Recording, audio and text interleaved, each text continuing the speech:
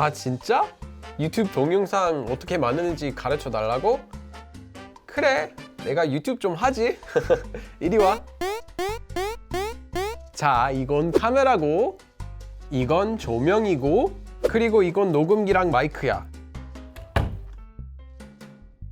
과연 티켓이 잘 할 수 있을까?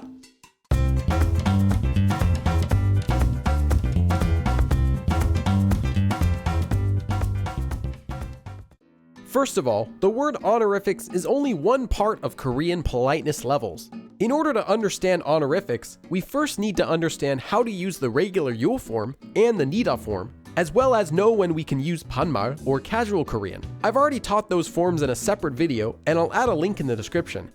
The yul form and the nida form are used for showing respect when you're speaking to someone else, but you might not necessarily be speaking about the same person who you're talking with. Honorific speech is unrelated to those three forms. For example, you could be speaking with your best friend casually, but want to show respect when you're talking about his or her parents. Honorific speech is useful in this situation.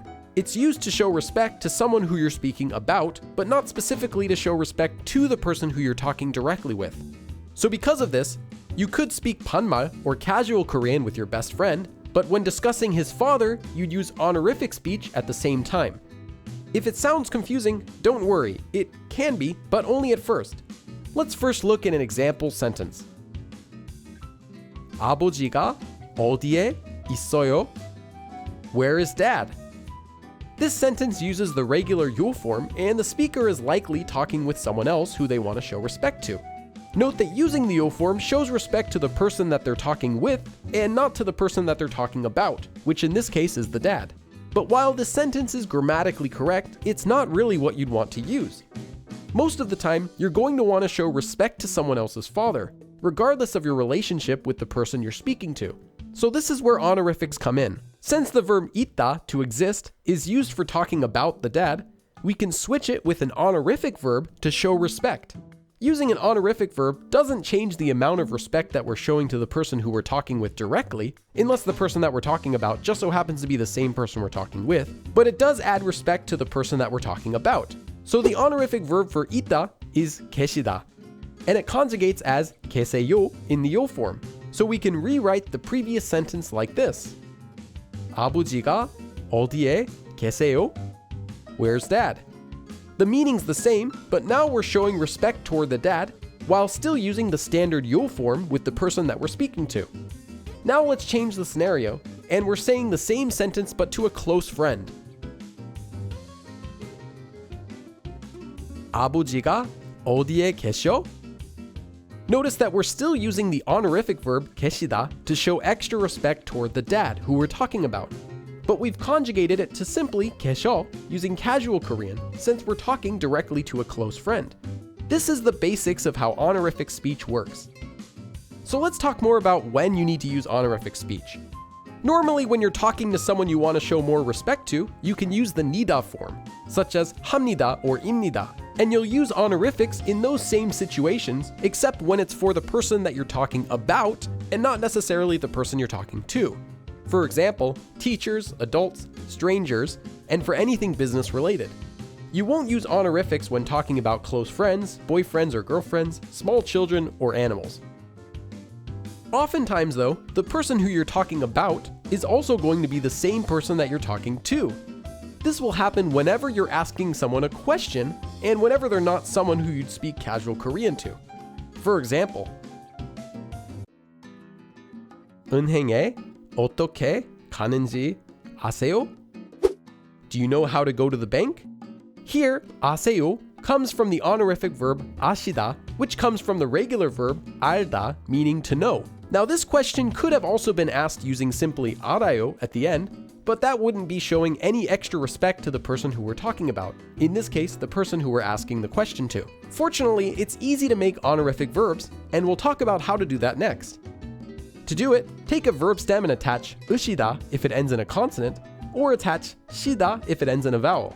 Then conjugate it any way that you'd like.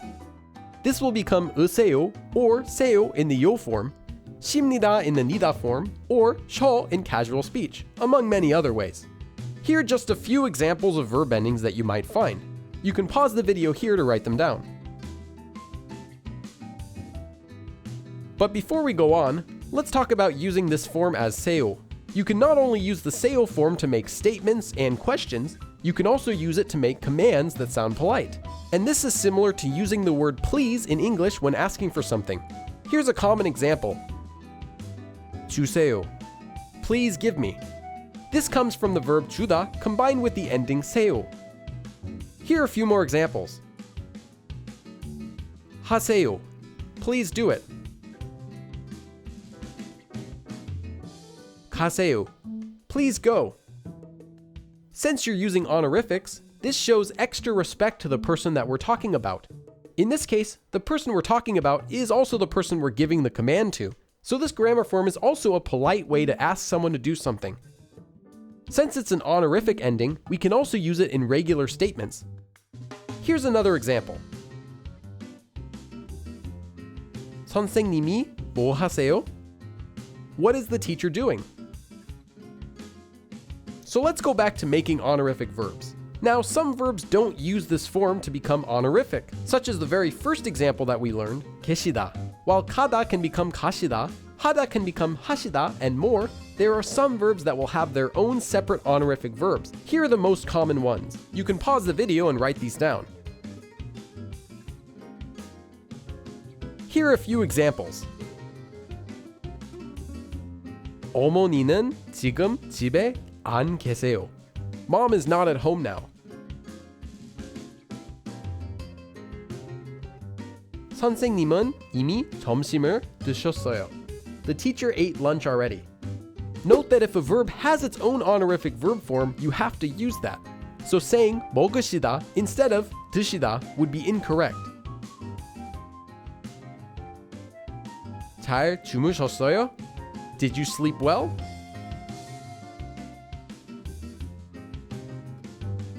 할아버지가 돌아가셨습니다. My grandfather passed away. Not only do we need to use honorific verbs when we're using honorific speech, we also need to use honorific nouns. Here's an example of what I mean. Both 사람 and 분 mean person, but 분 is used to show extra respect to that person you're talking about. It's important to not only use honorific verbs, but to use honorific nouns as well. So if you want to say that a teacher is a good person, you could say 선생님이 좋은 분이세요. The teacher is a good person.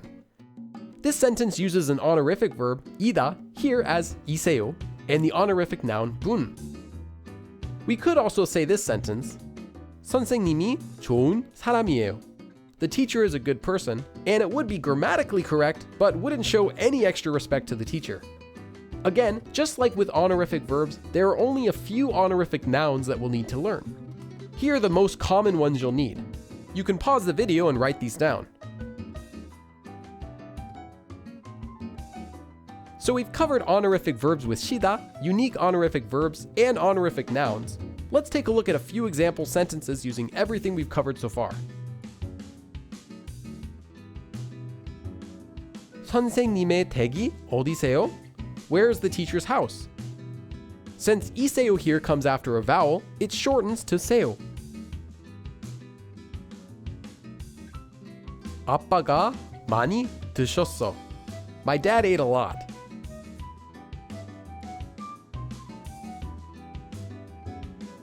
연세가 어떻게 되세요?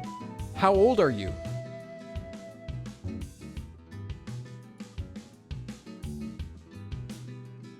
저분이 누구세요? Who is that person? And that's all for today. You can also learn more about what we've covered in the extended PDF version of this lesson, which is available to download for free from my website. In the next lesson, we'll talk about another useful concept, humble speech. And remember that new videos are posted to this channel every week, so if you like what you see, click subscribe and follow along. 그럼 다음에 또 봐.